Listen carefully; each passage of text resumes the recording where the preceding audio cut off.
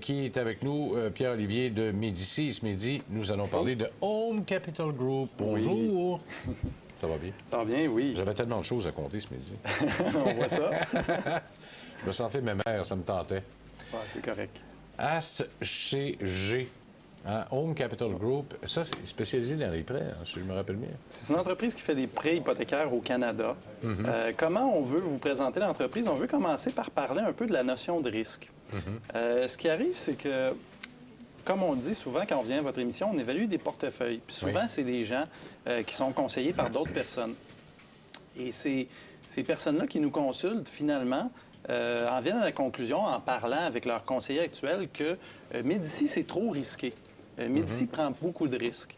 Et nous, on veut l'adresser aujourd'hui, cette notion-là, parce que, au fond, qu'est-ce que c'est les risques? Qu'est-ce que c'est les risques? Souvent, les conseillers qui vont dire qu'une firme comme Médicis ou un gestionnaire privé prend beaucoup de risques va se baser sur la volatilité. Ils vont regarder le portefeuille, ils vont dire « Ah, c'est un portefeuille qui est plus concentré, qui a moins de titres, donc c'est sujet à plus de volatilité. » Et pour eux, volatilité égale risque. Alors que pour nous, notre notion du risque est beaucoup différente. Pour nous, le risque réel, c'est celui de perdre de l'argent, la probabilité de perdre de l'argent de manière permanente dans nos investissements. Alors, ce faisant, c'est certain qu'on ne cherchera pas, par exemple, à éparpiller le portefeuille dans une centaine de titres différents. On veut bien comprendre les entreprises dans lesquelles on investit. Et c'est pour ça, en bout de ligne, que rarement, lorsqu'on fait des présentations à votre émission, on va parler, par exemple, de coefficient bêta, de volatilité, où on va moins s'intéresser aux cours boursiers. On va plutôt regarder les développements de l'entreprise.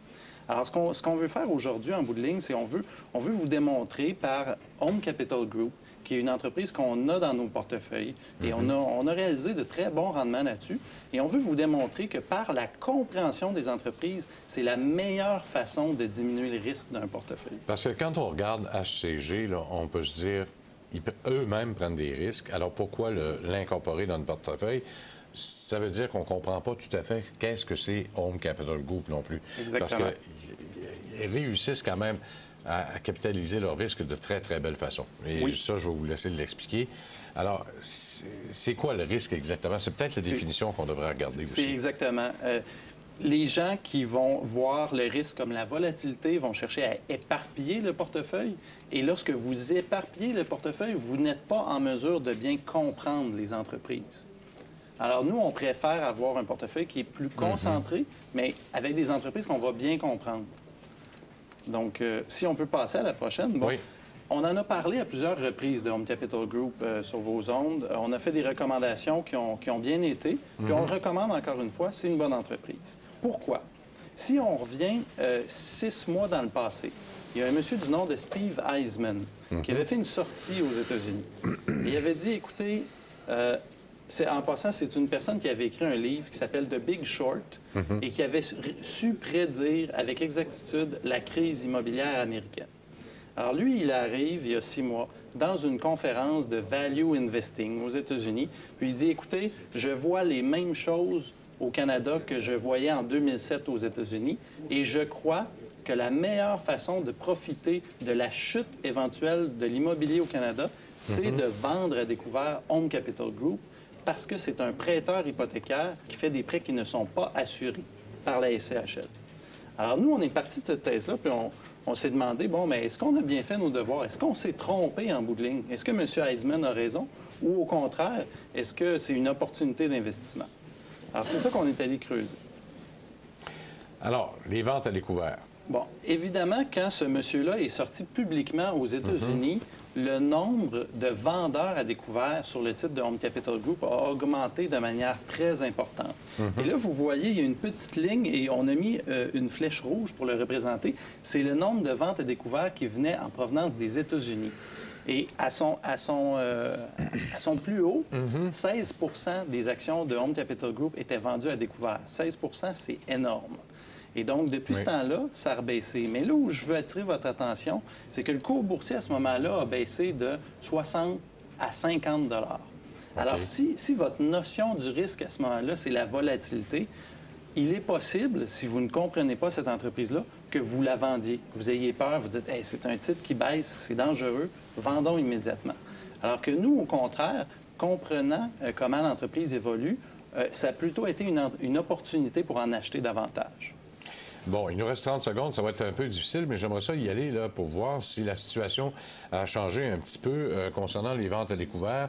Parce que là, moi j'ai ici, par rapport à la flotte là, globale, on serait rendu autour de 2 Oui. Mais quand même, le temps de couverture, c'est 2,5 jours. C'est ça. Je trouvais ça large un petit peu. Là. Mais c'est une baisse importante. Mais quand même, effectivement, c'est peut-être un rebond. On fait une pause, on revient dans un instant tout de suite. Pour joindre l'émission On s'investit, composez à Montréal le 514-524-3708, à l'extérieur au 1-866-450-3000 ou encore par courriel à onsinvestit@tva.ca.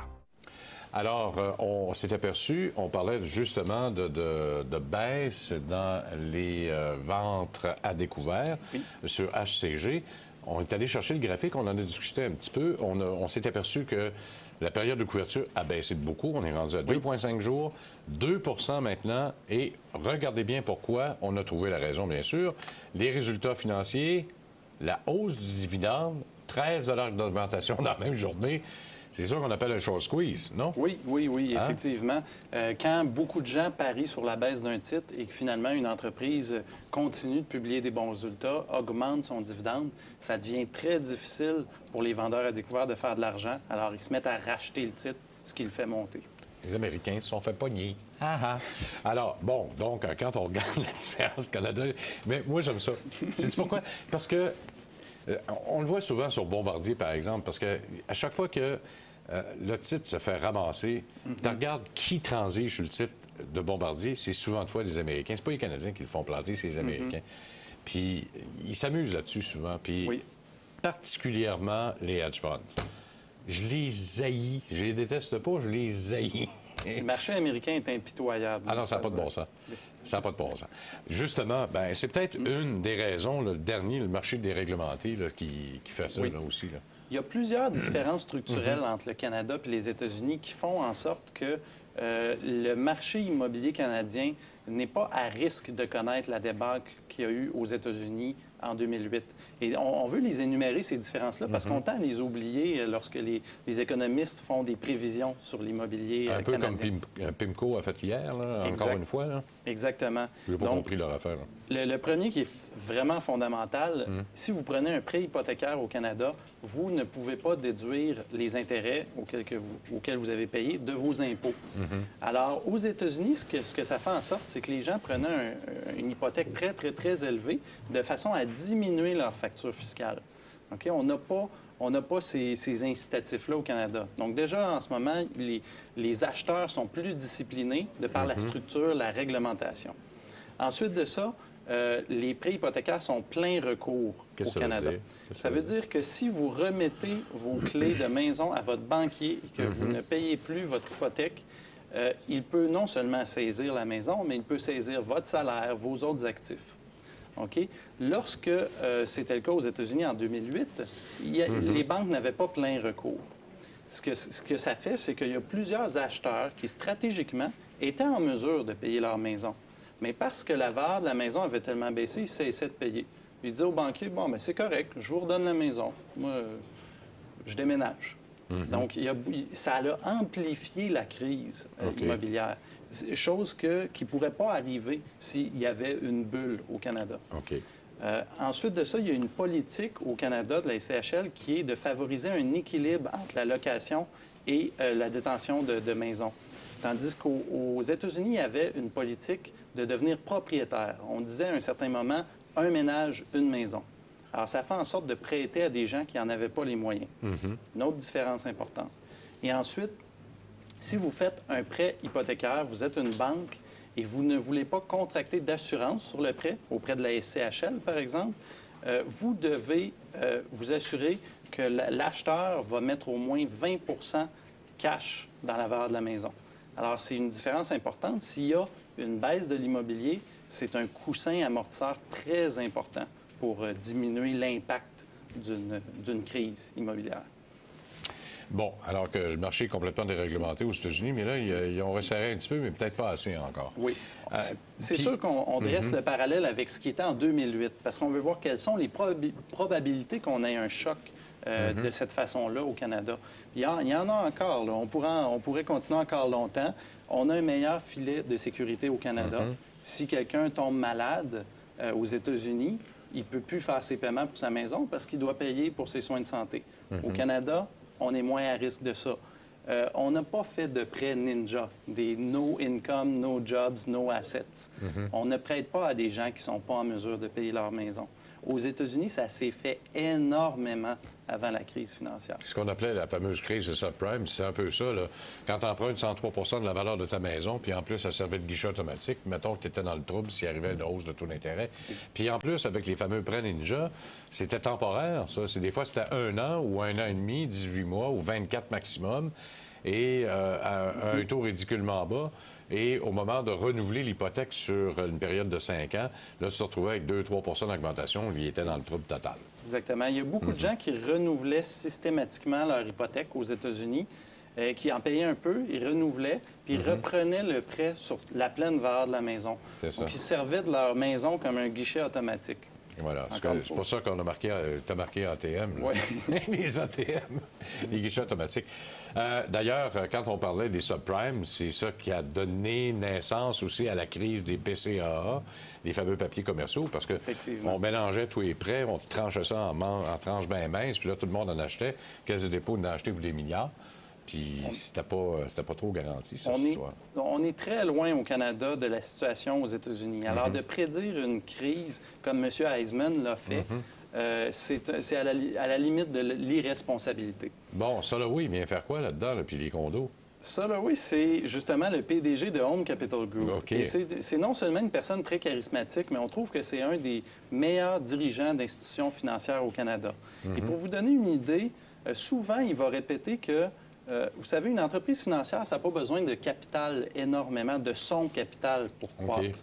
Et donc, une entreprise financière pourrait croître de 20-30 si elle voulait.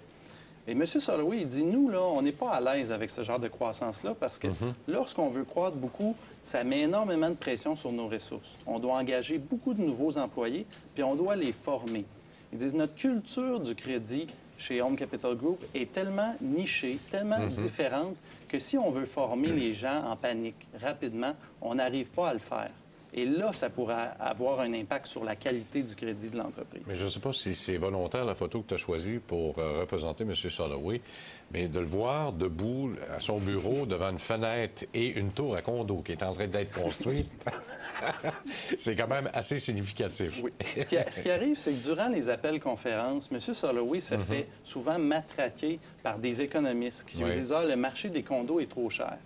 Soit dit en passant, Home Capital Group a très peu de prêts dans le marché des condos. Ils ont 6 ou 7 de leur carnet de prêts là-dedans. Mais M. Soloway réussit à démontrer à chaque trimestre à quel point le marché canadien est bien réglementé et qu'il n'y a pas une tour à condo qui se construit à Toronto sur la spéculation. Tous les acheteurs, avant la construction, doivent mettre 20, parfois même 35 pour des acheteurs étrangers avant même que la première brique soit posée au sol. Quand même. Alors, on est vraiment loin, encore une fois, de la situation, là, de la panique que souvent les grands économistes nous donnent. Et c'est un entrepreneur sur le terrain qui fait des prêts qui nous le dit. Bon. Alors, s'il le dit, c'est parce que ça doit être vrai, parce que c'est lui qui est prêt avec. Hein? Alors, quand on regarde le genre de prêts qu'ils font, là, pas de subprime là-dedans. Il n'y a pas de subprime. Ils ne prêtent pas à des gens qui ne peuvent pas payer. Ce qu'ils font, c'est qu'ils vont prêter souvent à des investisseurs autonomes qui ont une valeur nette qui est très élevée, mais que pour une raison ou une autre, ils ont un profil de revenu qui est volatile, justement, qui est peu récurrent. Et donc, eux, ils vont aller chercher un peu, ils vont aller fouiller un peu pour s'assurer que, justement, l'emprunteur est en mesure de payer. Et souvent, c'est des emprunteurs qui ne réussissent pas à trouver de financement auprès des banques. Quand tu dis trop petit pour les banques, ça veut dire quoi? Des prêts trop pas payants, là? C'est ça, c'est un peu ce que je cherche à vous expliquer. Les banques ne veulent pas idéalement avoir à trop fouiller. Les banques, c'est plus une approche systémique. Ils vont regarder, par exemple, la cote de crédit, ils vont regarder la récurrence des revenus, des employés, par exemple, d'État qui ont des revenus très récurrents puis qui n'ont pas de probabilité de se faire congédier. Les banques adorent ça. Mais lorsqu'il faut travailler un peu, c'est plus les Home Capital Group qui vont utiliser ces techniques-là. Bon, puis les traitements hors bilan de prêts assurés, c'est le genre de spécialité qu'ils ont aussi? Oui. Je dirais que la mesure la plus importante de Home Capital Group, c'est qu'ils ne prêtent en ce moment sur tout leur carnet de prêts que 68 de la valeur des maisons. Bon, rapidement, il nous reste 20 secondes. La valeur intrinsèque que tu vois, je vois 92,52 $. Il reste encore de la place, là? C'est une entreprise qui croît de 20 par année et malgré un scénario pessimiste, on arrive à un cours sous-évalué. Quand même une croissance. Tu parles de 2,5 à perpétuité, c'est quand même pas mauvais. On fait une pause, on revient avec Yves Dureau.